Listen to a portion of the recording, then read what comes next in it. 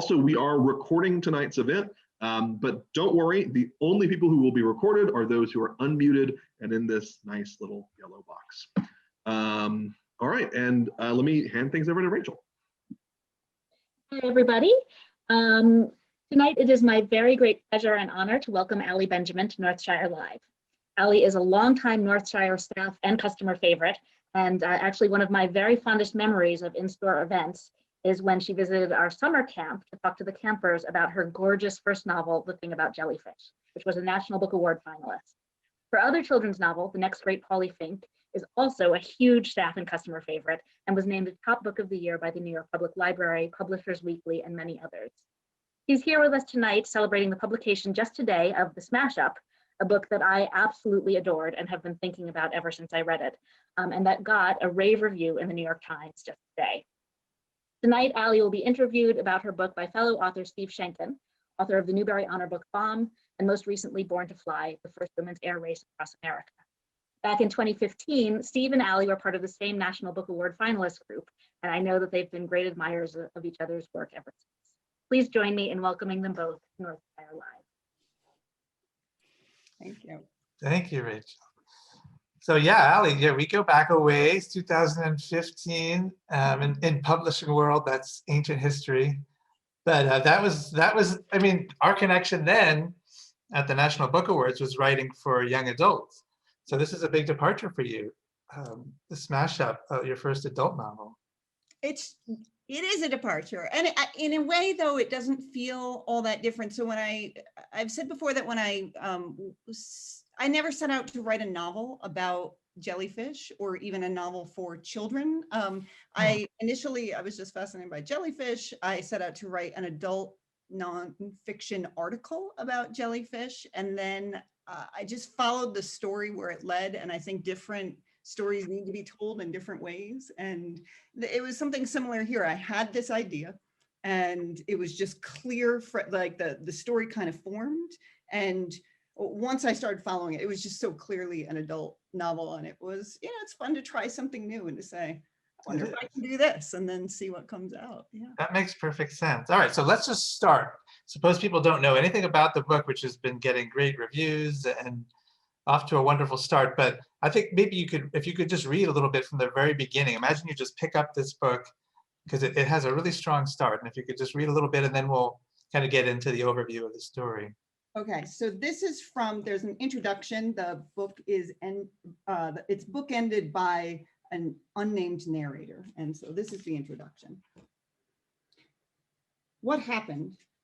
Everyone asked the question, had been asking since the election. They asked while watching the news, that storm of headlines, jump cut footage of marches and speeches and hand-sharpied cardboard, an endless swirling blizzard, a siege really, of protests and counter-protests, action and reaction, people screaming at one another in the street, neighbor versus neighbor, friend versus friend, or too often friends no more. We were in new territory. People had their limits. What happened? People asked one another in church basements, community centers, gyms, coffee shops, living rooms where they came together to weep, process, scrawl on placards, plan the revolution. What happened? Parents snapped off NPR mid-story, not wanting to answer questions from the back seat.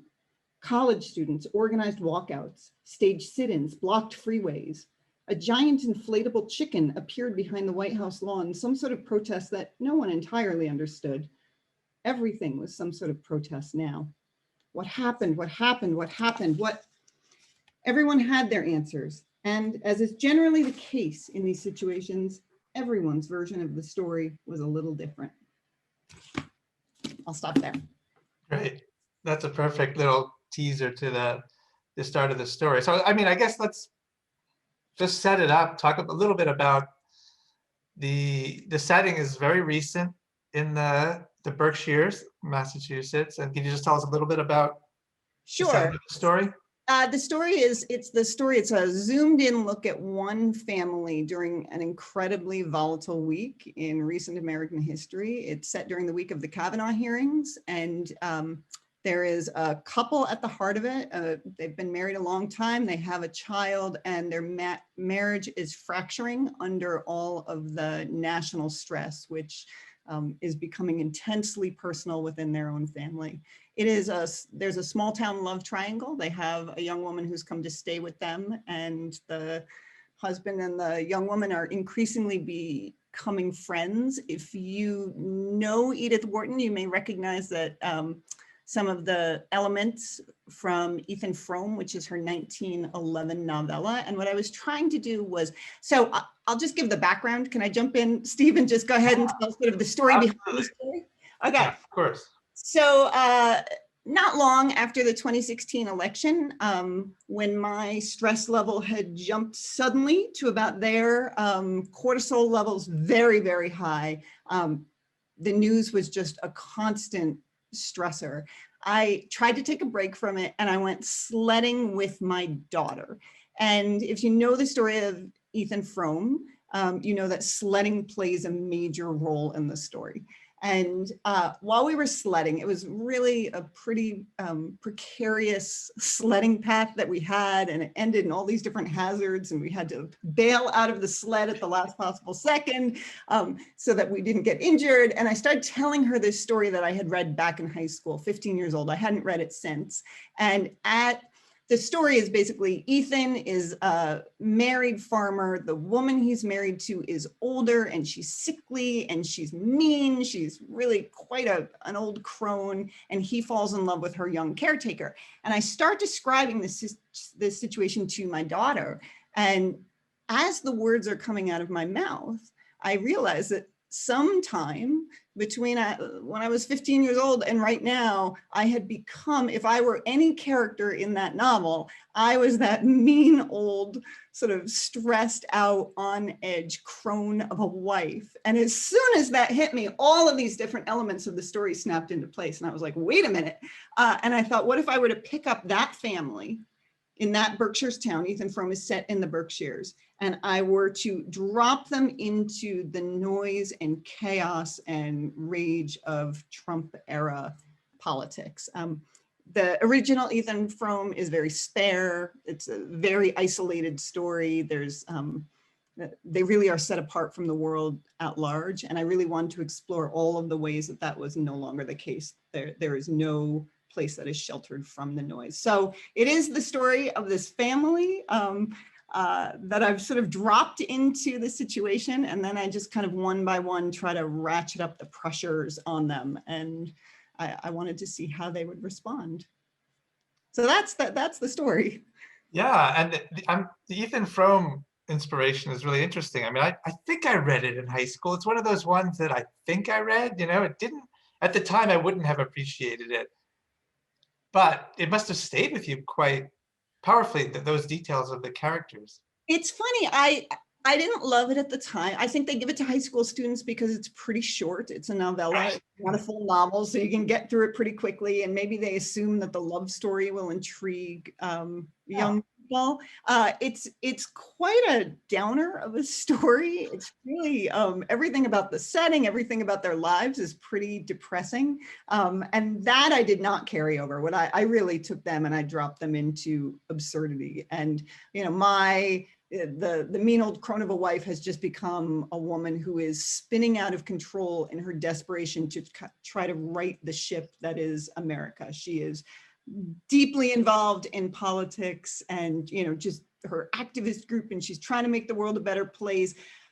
But because she's so angry and so on edge, she's a bit of a destructive force in their own family, in the world a little bit. She just can't not, she just can't take it down. And she winds up getting herself into situation after situation that makes their lives increasingly complicated.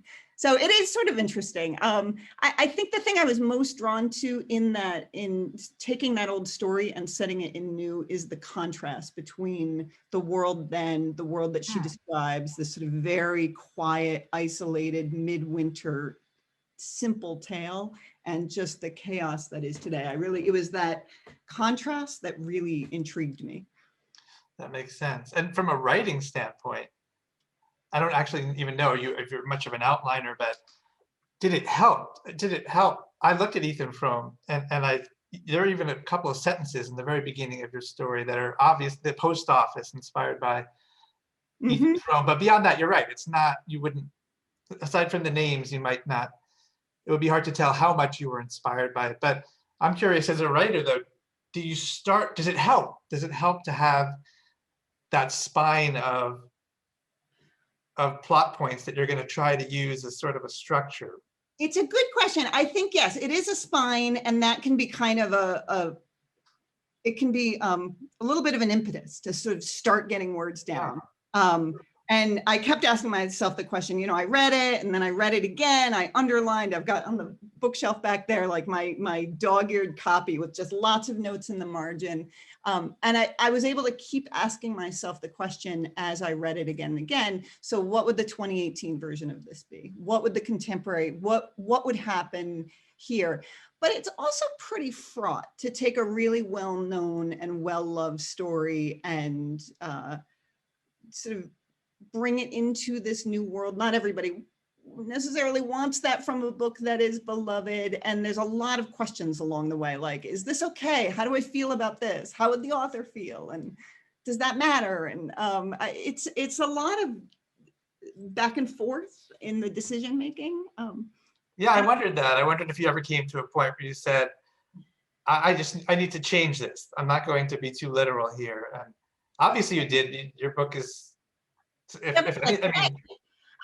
was really important to me that it stand on its own, even for people who have never heard of Ethan Frome. So I would say that the Ethan Frome stuff is in there. There are Easter eggs for people who do know that story. There are some Easter eggs from Wharton's life that get kind of woven into the story. But if you don't know it, you're fine. And hopefully it's something that everyone can enjoy. And it's very different in tone. It's totally different.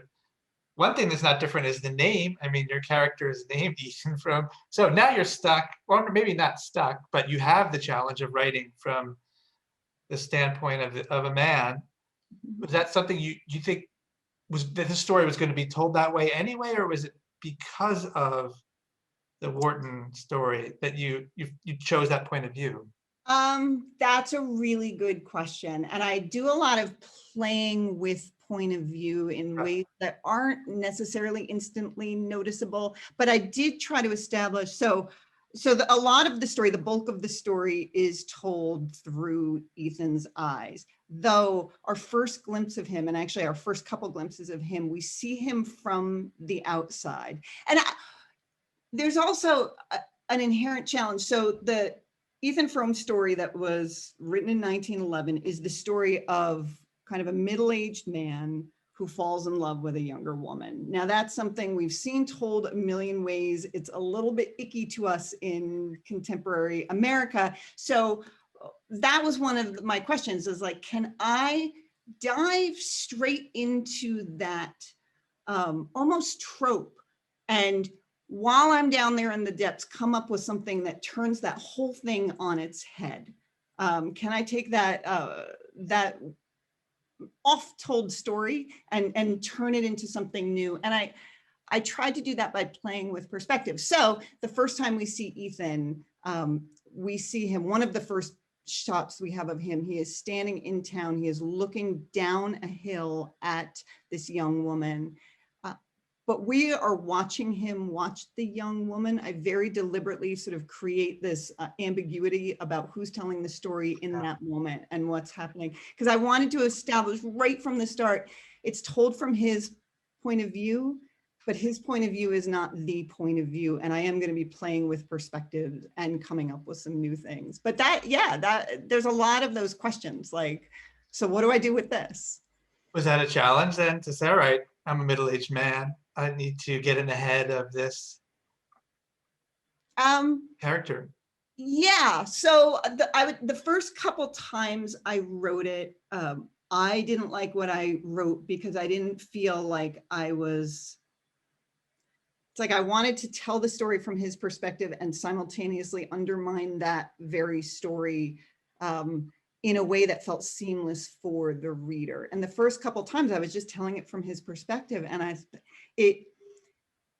I thought, would this work for me, or would I want to slam the book shut at this point? Like, I needed the reader to kind of go along for the ride. And it wasn't until I sort of zoomed out and created there's a little bit of second person, there's a little bit of our own voyeurism on him. And as soon as I hit that, I was like, all right, this feels good to me. And it felt really exciting. But yeah, it's a challenge. And, you know, it was fun. And yeah, that's what I love about it, is that you're taking on these new challenges. And you, I mean, it's funny that you mentioned this becoming the wife, Zenobia, Zoe's character. Are you serious about that? I mean, is that part of something you saw when you're writing her character, something of yourself there too? Sure. I mean, there's elements of myself in every character. And what I did was I tried to just dial up the intensity and exaggerate things so that there's a little bit of absurdity. So we see this character who has traits that I do recognize in myself, but they're dialed up so that she gets herself into hot water, and then a little more hot water, and then a little more hot water. But yes, the Wharton story had these very binary characters. You had the sort of old crone, and then you had this sparkling, young, adorable Maddie Silver. And who wouldn't fall in love with Maddie Silver if the alternative was Zenobia Frome? And so one of the things that shocked me when I went back and started reading is in the original Ethan Frome, Zenobia Frome, who I remembered as being like just this old hag nearing death. She was 38 years old. That's depressing. It was really depressing. It was really depressing. But, you know, I would say that if I had to put myself in one camp or the other, I'm not sure I was ever in that Maddie Silver, sparkling, adorable, you know, laugh at all the jokes category. But I'm definitely not there now. But that's one of the things that I wanted to do. I begin the book with, I created, you know, our first glimpse of Maddie as she's laughing, and our first glimpse of Zoe is a little sort of ridiculous where she is. We meet her in a moment of kind of cathartic rage. And so I begin them as binaries, but then as the story goes on, I reveal a little bit more here, a little bit more here, and their stories unfold in a way that they both get to be, I think, fairly human, fairly fleshed out human. Yeah, very much. Yeah, that happens on several levels. I mean, the smash up itself, you think, all right, this marriage seems like it's headed in that direction. I mean, that's a phrase directly from Wharton too, but there has a lot of meanings, it turns out, in the story. And the setting, as you said, is very important. It's a small story, but also a very big one. And you don't ever mention the Kavanaugh's name in it, but it's very obvious what's going on during those hearings.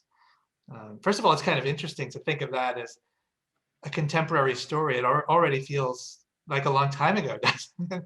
It's really interesting. I was having this conversation with somebody recently, and I said, it honestly feels, it was not long ago, but it actually feels almost like historical fiction because so much has happened. It feels like this moment that's frozen in amber in the past, the way we look back on the Watergate hearings or something. Yeah, that's interesting. No, I don't mention his name. I never mention Trump's name. We've heard those names enough. They don't get their names in the book. Yeah, I agree with that. I thought it was right, but you did a good job without that. I mean, a very strong and evocative feeling of what can I do, which seems to be the question that's really driving Zoe, the mother, crazy. Right. What can I do? What can I do? So she is a member of a women's resistance group that is getting together and trying to do anything they can to make this country a little better and sort of steer it, instead of this direction we suddenly found ourselves on, right that ship a little bit. And so much of what she is experiencing is a kind of helplessness. I mean, we all know there wasn't that much we could do. We could do everything we possibly could, and it still felt like things were completely out of our control. So the women's group comes over and they dance. They have these dances that are almost like exorcisms. They're just so, they've got all of this energy. What's one thing is I had written the bulk of the book before the Kavanaugh hearings even happened. And it was just sort of, they were just responding to various noise.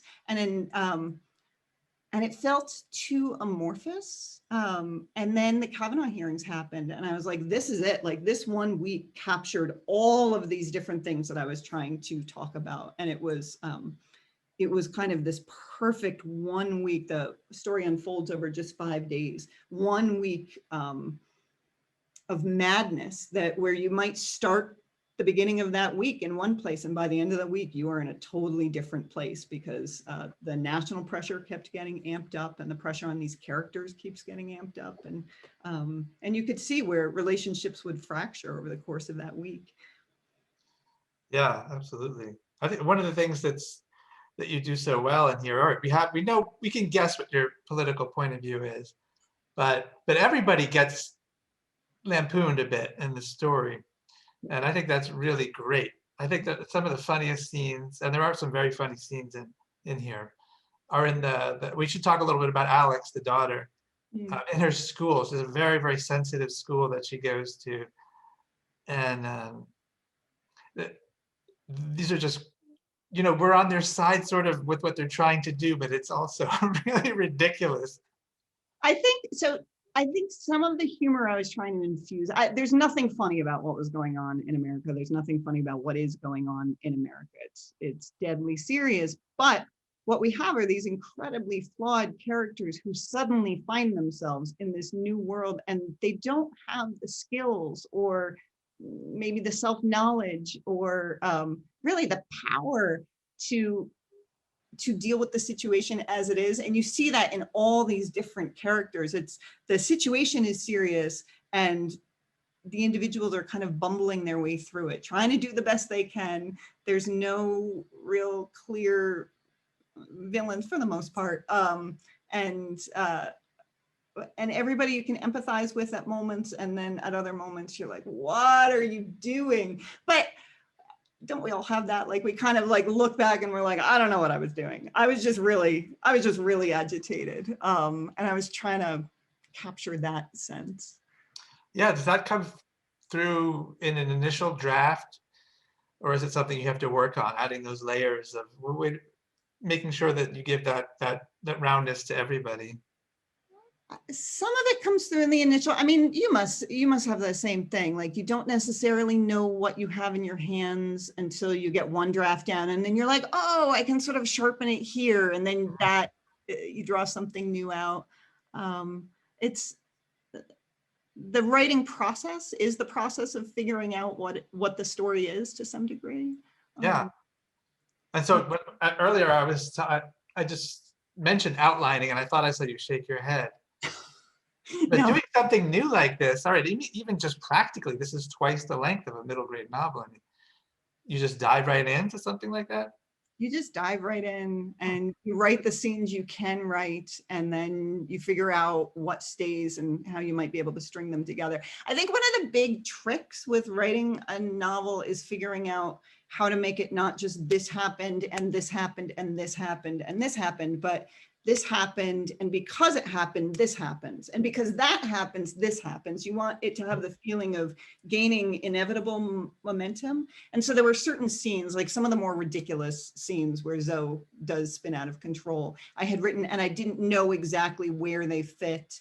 And then, I take my walks and I talk to myself. I was in the coffee shop the other day, and the woman who runs the coffee shop said, I think you're talking to yourself. Because I do. I'm sort of like just trying to figure out like, well, okay, what if this was the impetus for this happening? But it's almost like I create this grab bag of scenes and then sort of pull them out and what can I do with you? And there are certainly scenes that wind up on the cutting room floor, as it were, because in the end, they really don't have a place. And then you just set them aside and hope that maybe they find a place in a new book. Though I will say I have never taken a scene that I intended to write for one book and managed to find another place for it. Right, you always save it and think, Yeah. I'll use this sometime, somewhere. Someday. Yeah, we probably both have like books that like we could like just take all those scenes and create a whole Yeah, book the out. deleted scenes, like the director's cut. Yeah. And you watch the director's cut, and it's they were right to cut it. You know, it's Yeah, exactly. And there are those things that you just love, and you're like, but this is so I fun, know. or this is so rich. And in the end, it really is best to. It really is. That's best. why you need an editor. Yeah. But I only touched on the daughter character, Alex, and I an 11-year-old girl who has some special talents and needs. She's a handful, and I just thought she just jumped off the page. I mean, that you must have tapped into your experience writing, you know, about middle schoolers for that character. So my middle school books, my children's books have really featured characters who don't have an easy time fitting into the world in one way or another. And sometimes they don't have an easy time fitting into the world in funny ways, sometimes in really heartfelt ways, but they're always a little, I hate the word quirky, but challenging in their own way. And the experience of writing for kids is you're going into that perspective. You are jumping into that mindset and bringing those characters to life from the kid point of view. What do they feel in that moment? And in this book, I think it's a similar character, and she's a little unruly. She's not interested in the things she's supposed to be doing, which is awesome. She's a girl, and most of those things that she's supposed to be doing and the way she's supposed to be behaving are not necessarily in her interest. She's 11 years old. She's in 6th grade. She's just starting to get to that phase where she really will have to, you know, where it starts. She's no longer going to be seen as a kid, but she is not interested in it. And you can sort of root for her, but here are her parents, and they are just trying to help her and trying to get her to do her math homework, to learn any math. And she doesn't want to. She wants to sing shoe tunes. She wants to do little Janis Joplin imitations in the middle of the living room. And I thought it was really fun to write from the parent perspective after having written from the kid perspective and with a number of characters, to then jump in and be like, right, but it's really exasperating when you are the adult who's just trying to get her to school on time. Totally, yeah. I could feel that from a parent's point of view. Oh, what a pain this is going to be to get her just to do her homework tonight, you know, just to get through this next hour. Yeah. But that always makes me think back to writing classes that I took. You know, when I thought I'm going to write serious literature, and I'm going to, you know, so you take all those classes, and what they always tell. I took a really intimidating class with Tobias Wolff once, and so everybody was just scared of him anyway, and he cultivated that. I think he liked it, but he said, all right, let's do this. Everybody think of the most personal thing that you can think of that you're never going to tell anyone, even if you get married. You're never going to tell anybody this. Okay, everyone thinks of it. Says, okay, now write a story about that. And that's when I said, you know, maybe I don't know, maybe I'll write nonfiction. I don't know, think of something. But there's some of that in here. I mean, I feel like you did that a little bit. I'm not going to ask you what parts were inspired by your own life or your marriage or anything like that, but you have to do that, don't you? Kind of dig in and yeah, expose. you know, there are the stories that you sort of hear that you think are funny, and you're like, oh, that's really good. I can't use that exactly, but let me find a twist for that. I mean, that's sort of, again, going back to that idea of the basket, like there are these baskets with scenes in them. We all sort of have that from our life as well, and from people we've known and from stories that we've heard. And as I was writing, there were definitely moments where I was like, okay, I need a moment that is like, you know, something that happened in a school setting where there's some, you know, an interaction, an altercation between children, and it should ideally have these kind of themes. And I, you know, I'm not thinking of those things as literally and as, I don't know, directly as that. Like it's not like I'm making lists of here's the scene I need, but I was kind of scanning through different moments, you know, kind of rummaging through that basket of experiences. And then you hold up just the thing, and then you kind of find a way to make it work in the story. So some of it's totally invented because I needed it for the story. Some of it is a big exaggeration of things. Some of them, not very many things are picked up as is and dropped in, but. That makes sense. I remember some of the stories that the teachers told. Raymond Carver had taught, and this was at Syracuse years ago, and he had just been there a few years before. So everyone told their Raymond Carver story. They all found him incredibly annoying. And they said, the thing about him is you can't say anything because even in a conversation, you say something interesting. He said his response would be, if you don't use that in 6 months, I'm using it. And that's why his stories they just feel so real, you know, because they are, because so that's got to just annoy everybody around you. But I always thought, is that what you have to do to write a certain kind of fiction? And maybe it is. I mean, on a lighter note, you kind of have fun with the small town Berkshire's characters. Is that something that you're self-conscious of when you're there now? Somewhat. So there is one thing that's plucked pretty much from life as is. There's a trivia group that Ethan sort of goes to in the morning for normalcy. They're at the coffee shop. They're in the same window every day. They're talking about the trivia question of the day from the New York Times Jeopardy question. And you can just count on them being there right as rain. And that exists here in Williamstown. And every morning I go and I get my coffee and we talk. And even now in the pandemic, we sit outside. We've sat outside in 0-degree weather recently. We didn't last long, but it was long enough to talk about the trivia. So that was really fun. It's interesting what you say about the Raymond Carver thing, because my sister is a filmmaker and she and I will text back and forth and tell each other, you know, just things that happen. And we've started saying, you can't use that. Yeah, they said he would go there'd be a party and they would find him in the bathroom or in someone's bedroom. Just scribbling things I down. just openly admit, I'm just looking for stuff. I'm just looking for details. That's really cool. I want to hear more of your stories from the people you studied. And I tried, like everybody of a certain age, you know, like we all tried to write like that.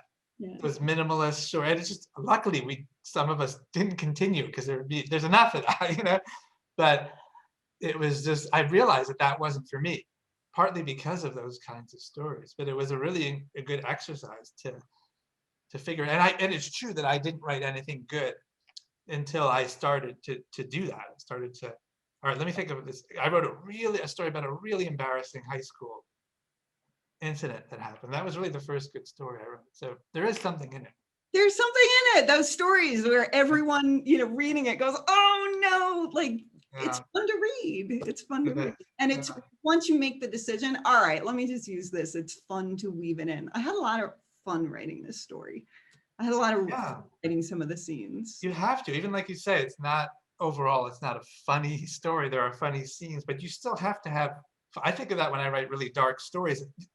Fun is maybe the wrong word, but you have to be. They would say like, you could hear FDR smiling when he was on the radio, and that's why he was so good. And that's true in your writing. But it's not fun. But that excitement has to come through. I don't know if there's any way to do that or teach it. Are you conscious of it when you can't be?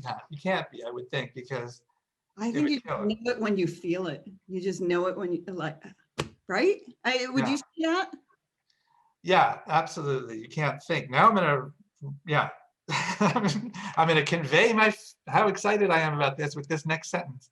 Right. It really wouldn't work really well. I'm really curious though about what the response was from maybe an agent or an editor when you said, "Hey, now we know it all worked out, but 2 years ago, 3-4 years ago, whenever it was, I'm going to write an adult novel for my next book."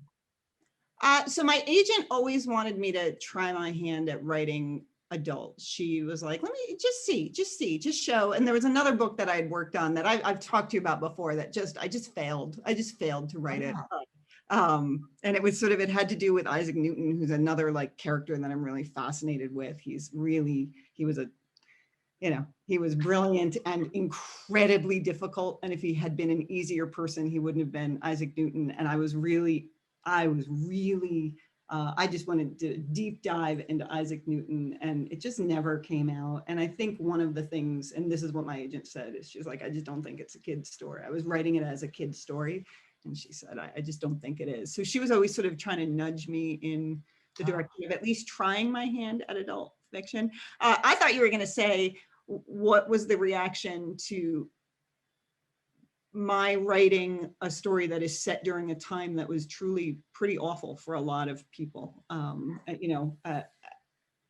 Because I was writing from right inside the madness, trying to make sense as it was unfolding. And of course, it sold in, let me think about this. It would have sold, time is so weird right now. It would have been September 2019 that it sold.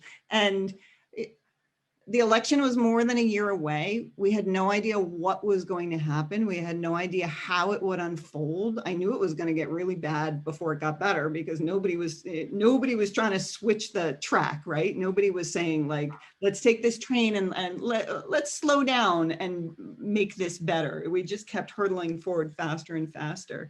And even when I finished the manuscript, final edits would have been May of last year. So no idea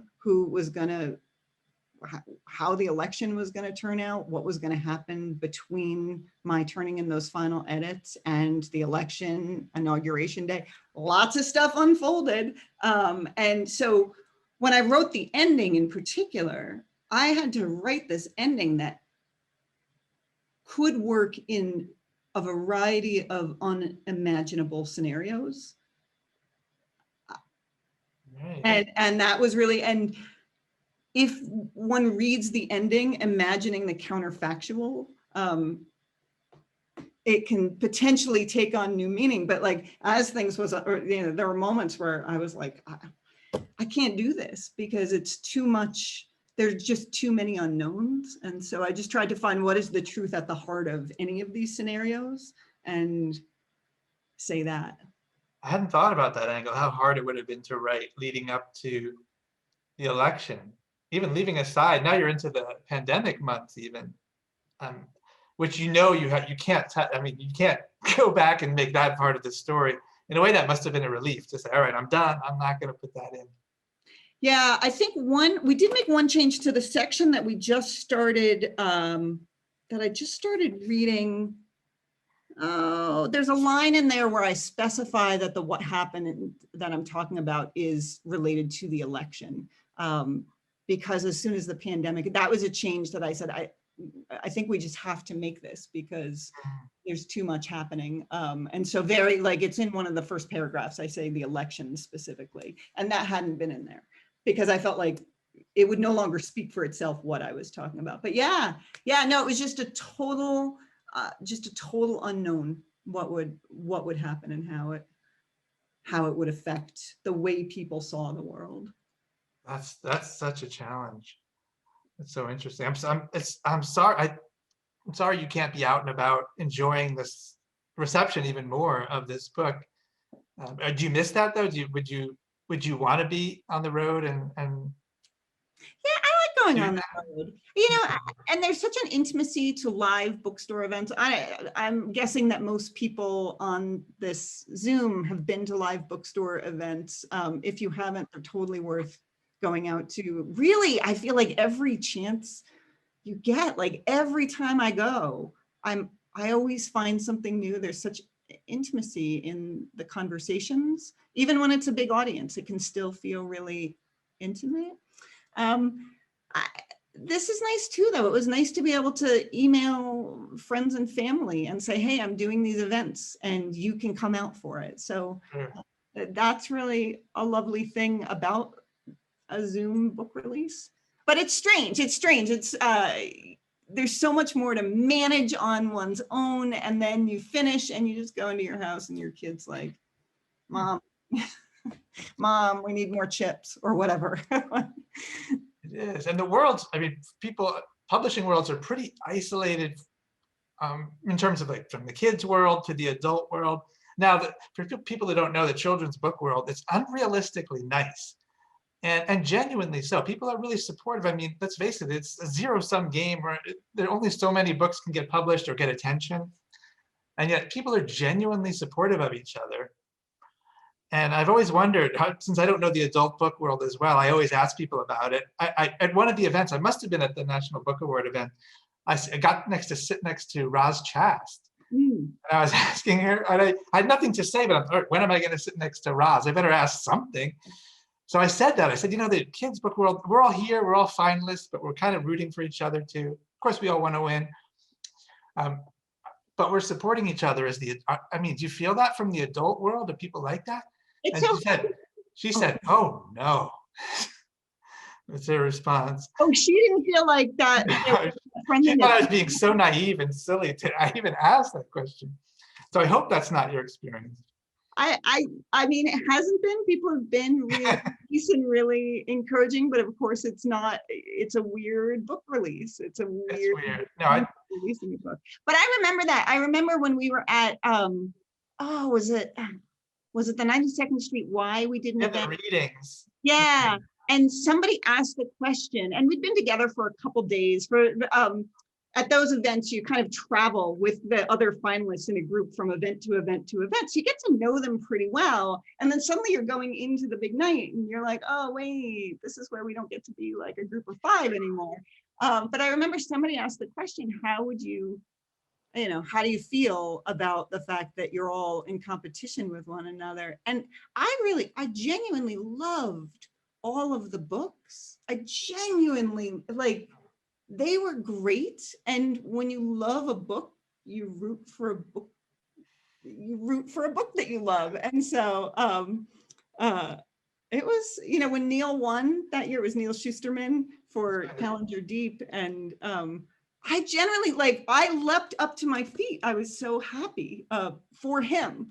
And so it's kind of, I don't know. I can't tell you if that's the way it is in the adult world, but I guess I'm sure it is. I should take Roz's warning to heart. No. I just think it's a funny story, but no, I mean, our world is just unrealistically supportive, maybe. But all right, Rachel, should we jump in with see if there are some audience questions? Sure. Yeah, we have a few that have piled up.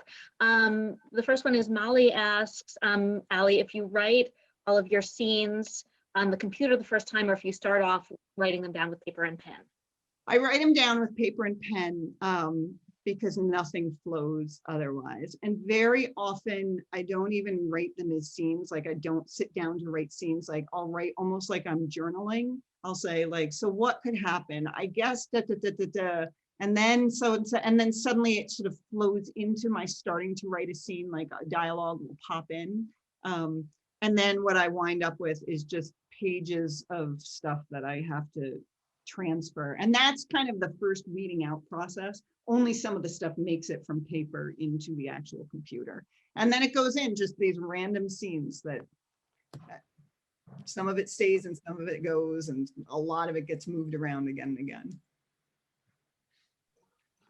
Thanks, Allie. There's a question here from Amy and Cecil Wade. They said, John Updike's novels all take place in a specific historic moment. Have you been an Updike reader? Well, so Cecil is my father, Amy is my stepmother, and I grew up reading Updike, sort of like sneaking it because it was always in the house, and I would sort of like sneak a look, and I was always a little bit shocked and a little bit fascinated and really a little horrified about the adult world. Some of it was a bit too much. I've read some Updike. Updike really, the way he catalogs the physicality of women really makes it hard for me to read generously. It's impossible for me to read without feeling like, oh, he is like, he's like looking at me through the pages and I don't like it. He's a brilliant writer.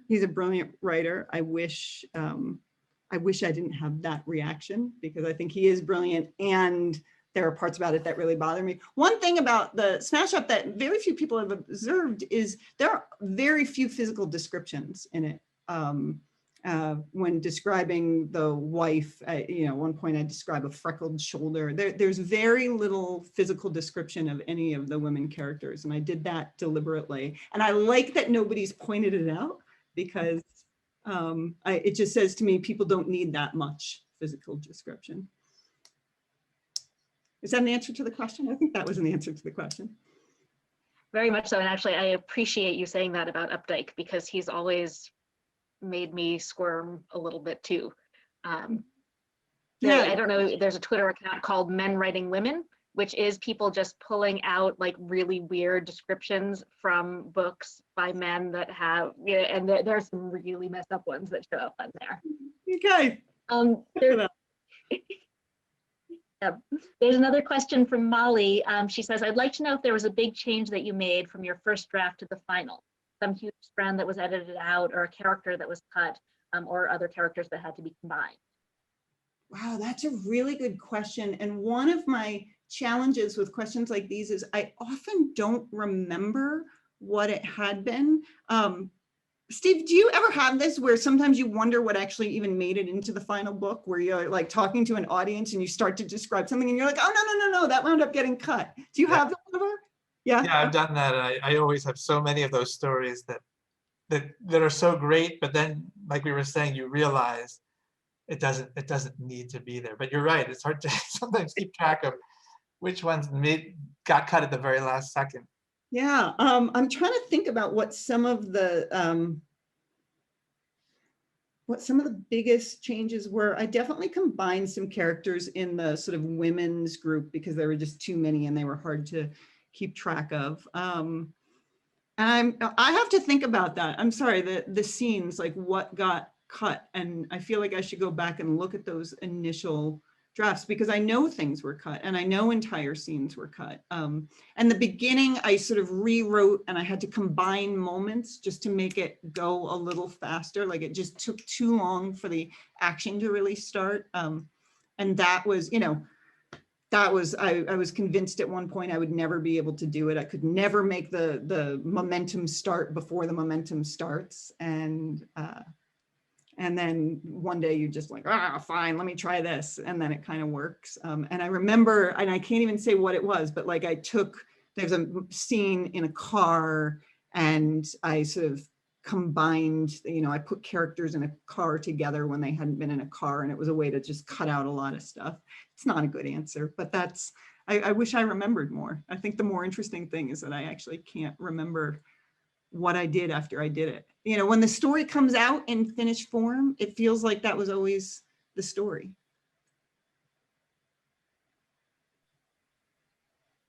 So one question that I have, as I was reading this, I found myself both really relating to Zenobia and also being very angry at her, but finding her rage to be almost another character in the book and in the marriage. And I wondered if that was something that I just made up in my head, or if that was something that you were sort of aiming for as you wrote.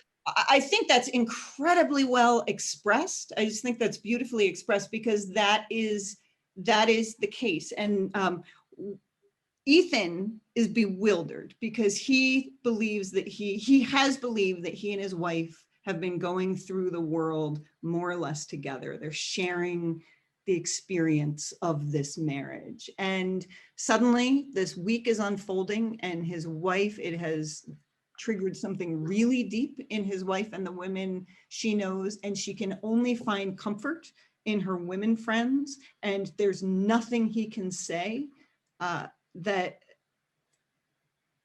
kind of resonates with her, that she wants to hear about any of it. He's trying to reassure her. She doesn't want to be reassured.